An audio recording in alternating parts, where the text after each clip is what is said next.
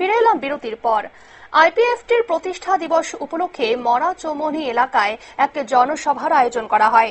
উপস্থিত ছিলেন মন্ত্রী শুক্লাচরণ নোয়াতিয়া, মন্ত্রী প্রেম কুমার রিয়াং সহ অন্যান্যরা। সেখান থেকে মন্ত্রী শুক্লাচরণ নোয়াতিয়া কি জানালেন শোনাবো।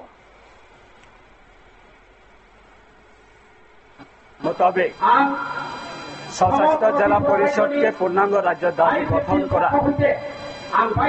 এবং সেই দাবিকে কেন্দ্র করে 2009 থেকে শুরু করে 2025 অবধি আমরা প্রায় 17তম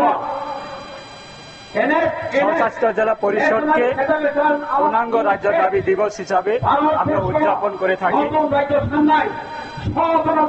1984 সালে 23 আগস্টে ত্রিপুরা জনজাতি বা প্রসাদের জন্য অস্তিত্ব রক্ষার স্বার্থে ভারত সরকার, প্রাক্তন ভারত সরকারের প্রাক্তন প্রধানমন্ত্রী ইন্দিরা গান্ধীজির নেতৃত্বে ত্রিপুরা জনজাতিদের অস্তিত্ব রক্ষার স্বার্থে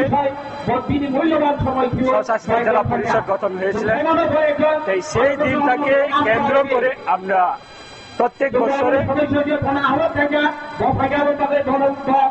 আলাদা রাজ্য দাবি দিবস হিসাবে আমরা উদযাপন করে থাকি।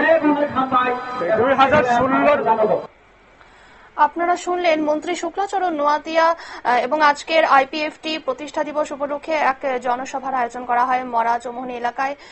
সেখানে উপস্থিত ছিলেন মন্ত্রী শুক্লাচরণ নোয়াতিয়া সহ অন্যান্যরা। নিয়ে নিচ্ছে ছোট্ট একটি বিজ্ঞাপন বিরতি, সঙ্গে থাকুন।